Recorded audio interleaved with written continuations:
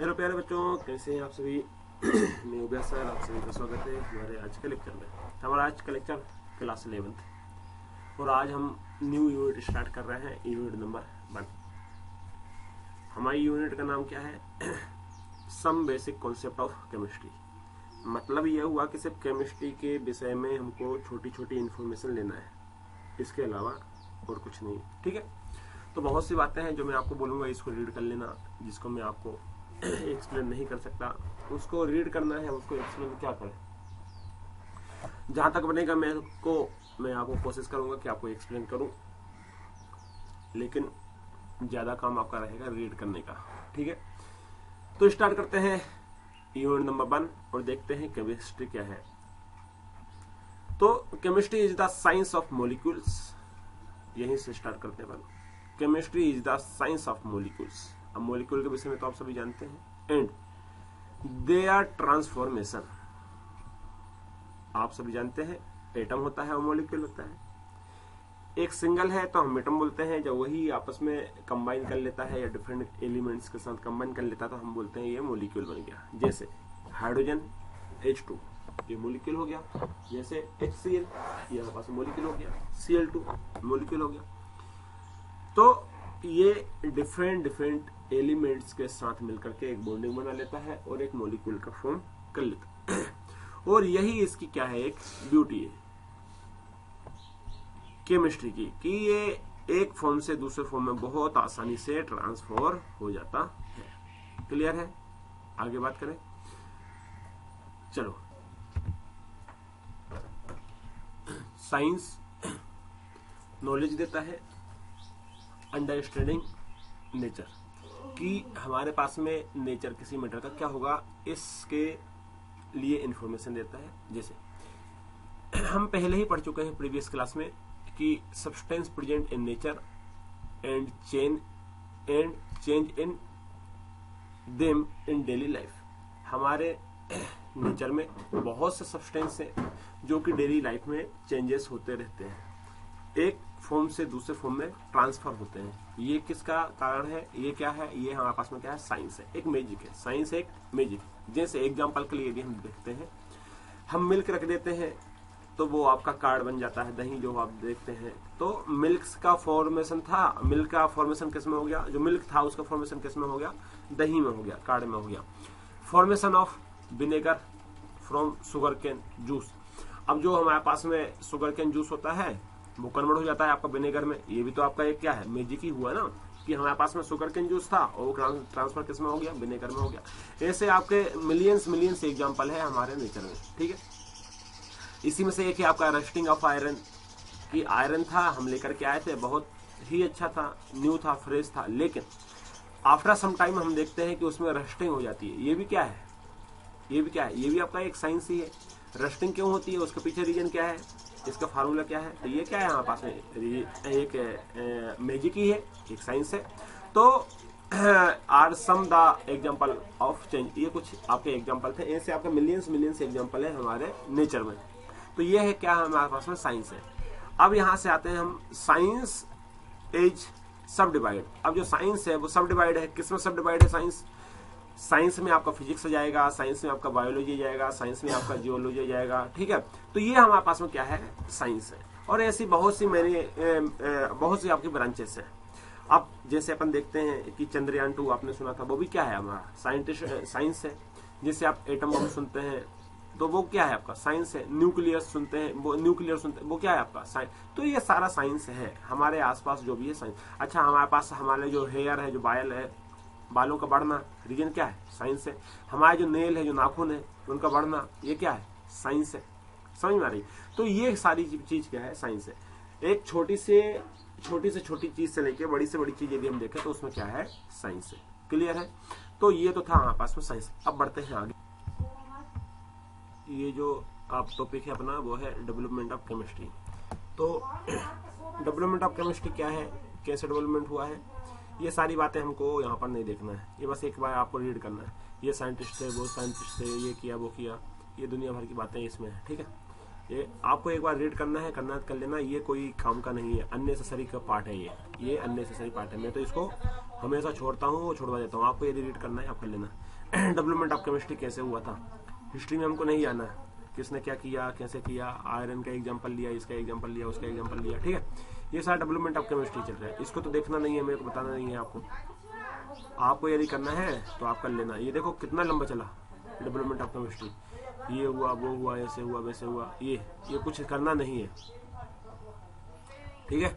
हाँ, बाकी यदि आपको पढ़ना है तो एक बार आप रीड कर सकते हैं इसको, डेवलपमेंट ऑफ केमिस्ट्री को। बाकी मेरी तरफ से तो ये आप ये टॉपिक डेवलपमेंट ऑफ केमिस्ट्री कैसे हुआ आप इसको एक्सेप्ट कर सकते हैं। बाकी आप देख लेना, मैं यहाँ पर आपको क्रॉस लगा देता हूँ ताकि आपको क्लियर हो जाए, क्लियर कट। ये अब यदि मान लो फेस टू फेस हम आपको पढ़ा रहे होते तो इसके विषय में हम आपको इंटरेस्टेड बातें बता देते, लेकिन अब फेस टू फेस नहीं है तो इसलिए हम ये वाला टॉपिक यहाँ से यहाँ तक कट कर रहे हैं। दिख रहा होगा ना, ये हम नहीं करा रहे, कितना लंबा चौड़ा है डेवलपमेंट का। वैसे यहाँ पास में टाइम है नहीं, दुनिया भर की बात करो, ये चलते जा रहा है। देखो 3 पेज भर दिए, इतने 20 में, ये में 17th सेंचुरी में, 18th सेंचुरी में, ये सारी बातें आपको रीड करना है, ठीक है। मैं इसमें कोई भी आपको नहीं बता रहा कैसे हुआ डेवलपमेंट। ये देखो अब हमारे पास में आता है यहाँ पर आगे का कुछ एक नया टॉपिक देखते हैं। हाँ, ये ठीक है, इम्पोर्टेंस ऑफ केमिस्ट्री। ये सारी चीजें आप छोड़ दो, ठीक है। हाँ, इसको जरा एक बार देख लेना यहाँ पर बाकी कि यहाँ एटम मोलिक्यूल्स दिख रहे हैं तो ये क्या दे रहे हैं, इसको जरा एक बार अपन देख लेते हैं, ठीक है। ये क्या है कि फ्रॉम द एबव डिस्कशन, अब उसने बोला है कि जब आपने ऊपर डिस्कशन किया तो क्या देखा कि from the above discussion you have learn that chemistry deal, कि हम केमिस्ट्री से कैसे डील करते हैं, केमिस्ट्री कैसे डील करते हैं विद द कंपोजिशन। कंपोजिशन मतलब आप समझ रहे हैं ना, जब हमने उसको, जैसे एक हाइड्रोजन था, HCl मिला, मतलब दूसरे एलिमेंट्स के साथ हमने उसको देखा। Composition, structure, property and interaction of matter, ये सारी बातें ऊपर बता दी होगी। And is of much use to human beings in daily life, और हम साइंस का डेली लाइफ में कैसे यूज करते हैं, ये सारी बातें ऊपर इन्होंने डिस्कशन किया था। These expect can be best described and understand in term of basic constituents of matter. अच्छा, ये जो बोल रहे हैं, बोले कि हाँ पास में ये जो केमिस्ट्री बनी हुई है और केमिस्ट्री के जो मॉलिक्यूल्स बने हुए हैं वो किस किस से मिलकर बने हुए हैं, कंस्टिट्यूएंट्स पार्टिकल्स कौन कौन से हैं, कौन कौन से मैटर हैं, उसमें आपका आ जाता है एटम्स और क्या जाता है आपस में मॉलिक्यूल्स।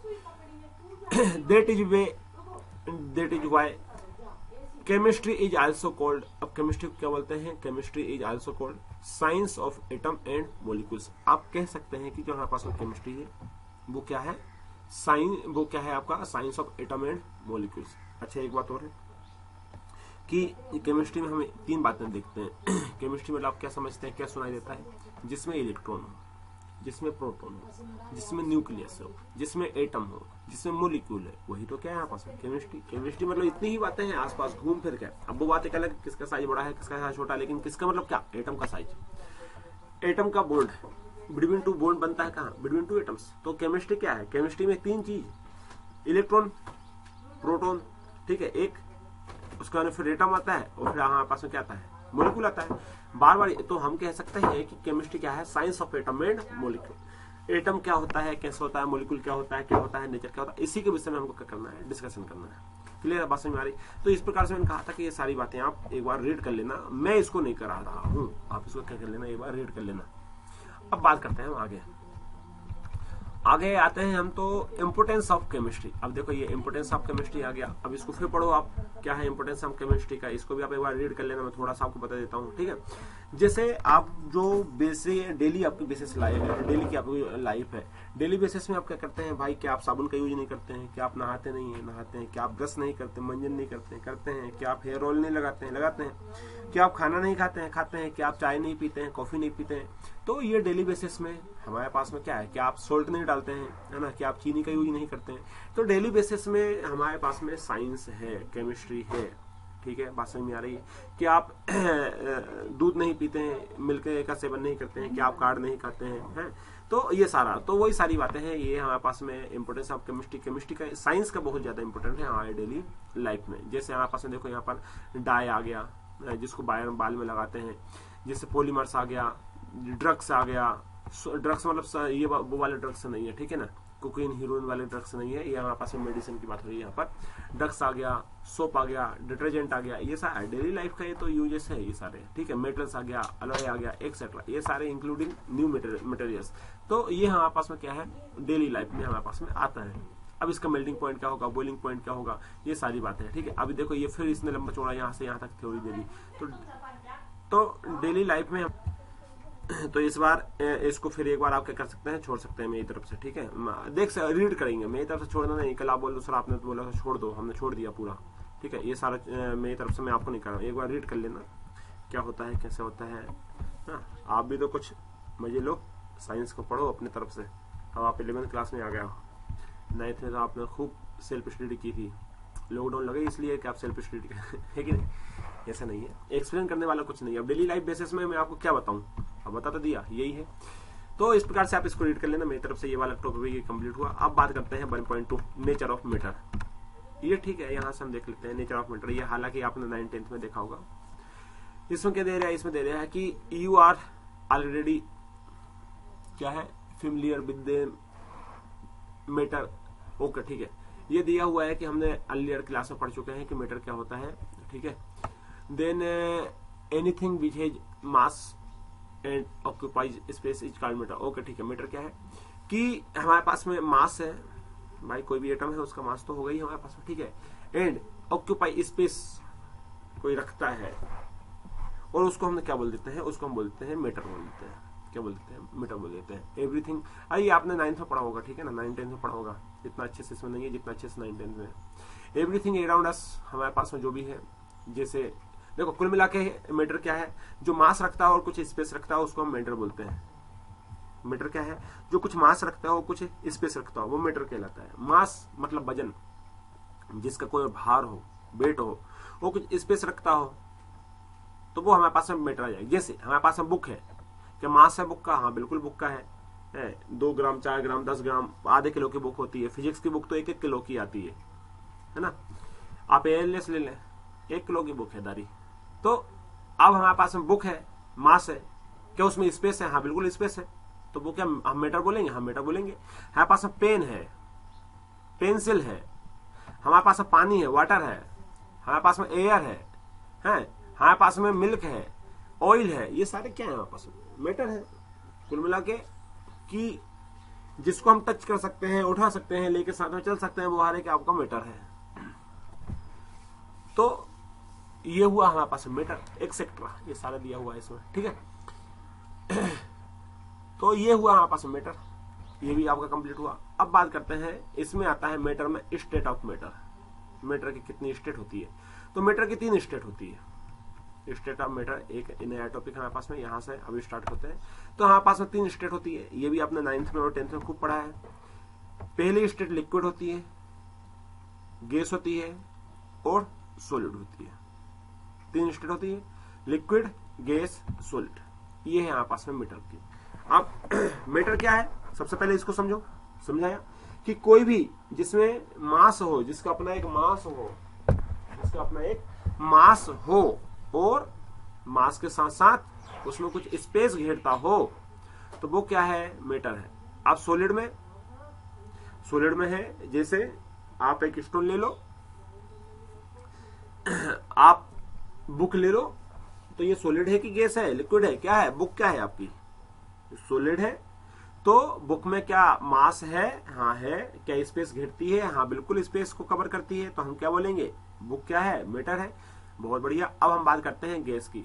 आपने ऑक्सीजन गैस देखा, आपने नाइट्रोजन गैस के टैंक देखे होंगे।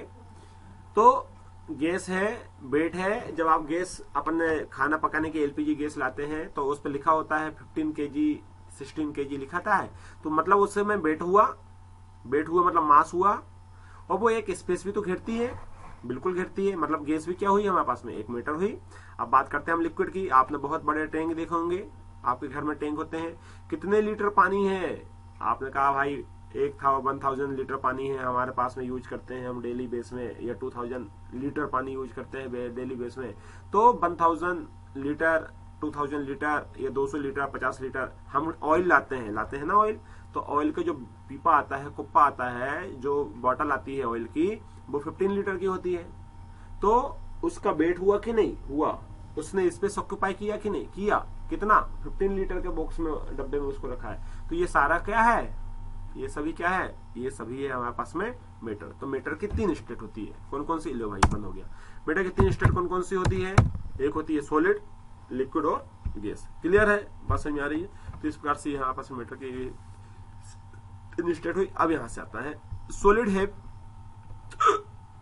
है definite volume and definite shape. Solid का अपना एक वॉल्यूम होता है, सॉलिड का अपना एक शेप होता है। ऐसा नहीं है कि देखो सॉलिड आप समझते हो ना, जैसे आप एक बात, आपने बुक को, सपोज करो आपने कोई बुक है उसको अलमीरा में रख के गए हैं, या आपने बुक को आपके स्टडी रूम में रख के गए हैं, तो ऐसा तो नहीं होगा ना कि बुक आपके पीछे पीछे चल देगी। आपने रखा था टेबल पे, या आपने रखा था टीवी के सामने, लैपटॉप के सामने, और वो उड़ के चला जाएगा, आपको कहाँ मिलता है? रोड पे। ऐसा तो नहीं है ना कि ऐसा है, नहीं। उसका एक डिफाइनाइट वॉल्यूम होता है, उसका एक डिफाइनाइट शेप होता है। ऐसा नहीं है कि आप रखते हो यहाँ पहुंच जाती है वहां, ऐसा नहीं है। जैसे आप लैपटॉप है, आपका मोबाइल है, आपका ये क्या सॉलिड है, जहां रख देते हो वो अपना एक वॉल्यूम होता है, वो आपका एक शेप होता है, वो अपनी एक स्पेस को कवर करता है। अब बात करते हैं लिक्विड की। लिक्विड है डिफाइनाइट वॉल्यूम। लिक्विड का आपका डिफाइन वॉल्यूम तो होता है, बट उसका शेप डिफाइन नहीं होता है। होता है क्या? नहीं होता है। अब आपका लिक्विड है, आपने एक सपोज करो छोटे गिलास में रखा, उस आकार का हो गया। आपने एक बड़े गिलास में रखा, उस आपने एक ड्रम में रख दिया उसी लिक्विड को, तो चेंज हो गया कि नहीं हुआ? अब बुक को चाहे आप ड्रम में रखो, बुक को चाहे टीवी पे रखो, चाहे बुक को आप किचन में रखो, उतना ही स्पेस घेरती है जितना वो घेरती है, जितना वो कवर करती है। वॉल्यूम भी उतना ही होता है। अब लिक्विड का वॉल्यूम तो फिक्स हो सकता है, लेकिन उसका शेप फिक्स नहीं हो सकता। वो कोई भी शेप, आप फर्श पे उसको फैला दो, वो फर्श का शेप ले लेगा। तो ये है हमारे पास में लिक्विड, उसका डिफाइनाइट शेप वॉल्यूम तो होता है, लेकिन शेप नहीं होता। बात समझ में आ रही है? आप कंटेनर में रखो, कंटेनर का वॉल्यूम ले लेगा, स्पेस ले लेगा, ठीक है, वॉल्यूम वही रहेगा। तो ये हुआ आपके पास में। अब बात करते हैं गैस की। Guys have neither definite volume और शेप। ना तो इसका वॉल्यूम फिक्स होता है और ना ही इसका शेप फिक्स होता है। किसका? गैस की यदि हम बात करते हैं तो। अब यहां पर दिया हुआ है, देखो सॉलिड ये है, डायग्राम बनाए हुए हैं, ये सॉलिड है, ये यहाँ पास में लिक्विड है, और ये यहाँ पास में क्या है? गैस है। यदि आप छोटे कंटेनर में रहोगे, बात करोगे, छोटे कंटेनर का वॉल्यूम आएगा। बड़े कंटेनर की बात करोगे, बड़े कंटेनर का वॉल्यूम आएगा। ना तो उसका वॉल्यूम फिक्स होता है, ना ही उसका शेप फिक्स होता है। ये आपने 9th 10th में बहुत अच्छे से देखे होंगे। तो ये हुआ हमारे पास में क्लियर। अब बात करते हैं यहाँ से, सॉलिड को हम गैस में बदल सकते हैं। कैसे?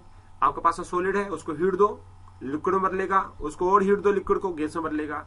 अब गैस को कूल कर दो, लिक्विड बन जाएगा, और लिक्विड को कूल कर दो तो सॉलिड बन जाएगा। समझना? जैसे हमारे पास में वाटर, सबसे अच्छा एग्जांपल है वाटर है। वाटर है हमारे पास में, तो वेपर फेस भी बनता है।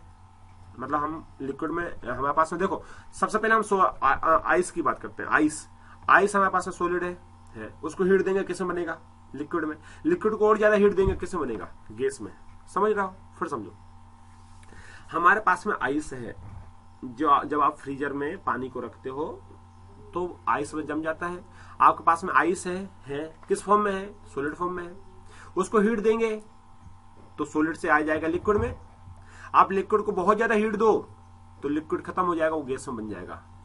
तो हम चेंज कर सकते हैं, एक स्टेट से दूसरी स्टेट में हो जाएगा हम, सॉलिड से लिक्विड, लिक्विड से गैस। बहुत बड़ी। अब आते हैं जरा, हमारे पास में गैस है, गैस को आप कूल करो, किया कूल, आपका लिक्विड बन जाएगा, बन गया। लिक्विड को और ज्यादा कूल कर दो, सॉलिड बन जाएगा, बन जाएगा।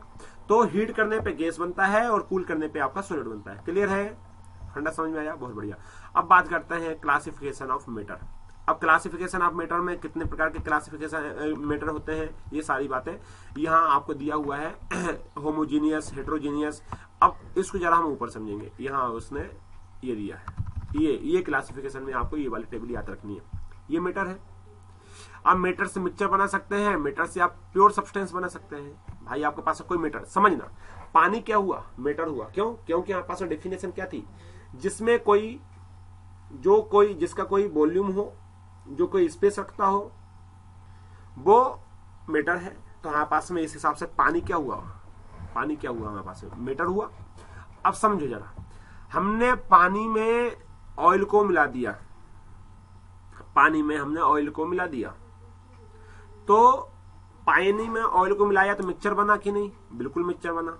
अच्छा, पानी में और पानी को, दूध को मिला दिया, वही मिक्सचर बना कि नहीं? मिक्सचर बना। एक तो होता है प्योर सब्सटेंस, प्योर मिक्सचर, जैसे पानी में पानी को मिला दिया, पानी में दूध को मिला दिया, दूध में दूध को मिला दिया। अब ये बताओ, पानी में हम सेंड को मिला सकते हैं? मिला सकते हैं, वही मिक्सचर बना, मिक्सचर, लेकिन वो इम्प्योर मिक्सचर बना। तो यहाँ पास मेटर दो प्रकार से यहाँ क्लासिफाई कर सकते हैं हम। एक तो होता है यहाँ पास, एक तो हम कह सकते हैं मिक्सचर, और दूसरा यहाँ पास में प्योर सब्सटेंस, प्योर सब्सटेंस। ठीक है, अब प्योर सब्सटेंस से यहाँ पास में एलिमेंट्स आ जाएंगे, हमारे पास में कंपाउंड्स आ जाएंगे। वो मेटर मिक्सचर में यहाँ पास में होमो मिक्सचर आ जाएगा और हेटेरो मिक्सचर आ जाएगा। समझने की कोशिश करना, मिक्सचर है हमारे पास में।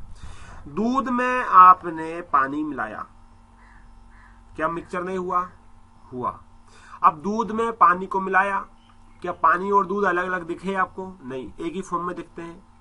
क्या दूध में पानी को मिलाने के बाद में आप उसको डिफाइन कर सकते हो कि ये पानी है, ये दूध है? मिल्क में यदि आपने वाटर को डाला तो वो होमो है कि हेट्रो है? वो आपका होमोजीनियस मिक्सचर हुआ। पानी में दूध को मिला दिया, होमोजीनियस मिक्सचर हुआ। लेकिन आप जब मिल्क में ऑयल डालते हैं, या आप जब वाटर में ऑयल डालते हैं, पानी में ऑयल डालते हैं, क्या वो होमो हुआ कि हेट्रो हुआ? वो हेट्रो मिक्सचर हुआ। क्यों? क्योंकि पानी के ऊपर दूध तैरते रहेगा, पानी नीचे रहेगा, पानी नीचे रहेगा, ऑयल ऊपर रहेगा। पानी में आपने ऑयल डाला, दूध नहीं, ऑयल डाला, या दूध में आपने ऑयल डाला, तो ऑयल ऊपर रहेगा। ऑयल का वॉल्यूम कम होता है, डेंसिटी कम होती है। ऑयल की डेंसिटी, वॉल्यूम छोड़ो, ऑयल की डेंसिटी कम होती है वाटर के कंपैरिजन में और मिल्क के कंपैरिजन में। डेंसिटी कम होती है तो ऑयल जो होता है वो वाटर और मिल्क के ऊपर तैरते रहता है। तो वाटर मतलब पानी और आपका ऑयल अच्छे से मिक्सचर नहीं हो पाएगा, तो हम बोलेंगे वो हेट्रोजीनियस है। और पानी और दूध आपस में मिक्सचर हो गया बहुत अच्छे से, तो हम बोलेंगे वो होमोजीनियस मिक्सचर है। बात समझ आ रही? तो हेट्रो और होमो, जैसे एक एग्जांपल और देता हूं मैं आपको। जितने आपके सॉलिड है, जैसे आप गेहूं लाते हैं आटा पिसाने के लिए, आपने गेहूं लाया तो गेहूं में कई बार आपको क्या मिलेगा? छोटे छोटे कंकड़ पत्थर मिलते हैं, सेंड मिलती है आपको, बहुत से उसमें कुछ चने के दाने मिल जाएंगे, चावल के दाने। तो ये जो है, ये कौन सा हुआ? ये हमारे पास में हेट्रोजीनियस मिक्सचर हुआ। होमो मतलब जब आप उसको पहचान नहीं पाओ, दोनों एक हो जाएं, समझ रहे हो, तो वो कहलाता है होमो। तो इस प्रकार से ये मेटर है। मेटर का एक मिक्सचर फॉर्म होता है, एक प्योर सब्सटेंस आता है। प्योर सब्सटेंस में आपके एलिमेंट आते हैं और कंपाउंड्स आते हैं। क्लियर है? तो इस प्रकार से ये यहाँ पास में क्लासिफिकेशन ऑफ मेटर भी हो गया। बाकी यहाँ से यहाँ तक आप देख लेना प्योर सब्सटेंस में कौन कौन से दिए हुए हैं। जैसे हमारे पास में ऑक्सीजन आ जाएगा, कार्बन डाइऑक्साइड आ जाएगा, हाइड्रोजन आ जाएगा, ये देखो, ये कार्बन आ जाएगा, ऑक्सीजन आ जाएगा, ये सारे हमारे पास में सब्सटेंस हैं। क्लियर है? बात समझ में आ रही? तो ये टॉपिक हमने यहाँ पर भी कंप्लीट किया। बाकी ये बचा हुआ है सोडियम मेटल वाला, इसको एक बार आप देख लेना रीड करके। क्लियर है? बात समझ में आ रही है? तो यहाँ पर आज हम इस क्लास को कंप्लीट करेंगे। आने वाले लेक्चर में एक नया टॉपिक देखेंगे और मेटर के ऊपर ही हम बात करेंगे। ठीक है, तो मिलते हैं आने वाले लेक्चर में नए टॉपिक के साथ। टॉपिक हमारे पास में रहने वाला है ये जो आपके सामने है, फिजिकल प्रॉपर्टी। ठीक है, तो पढ़ाई करते रहिए। Wish you all the best. Thank you.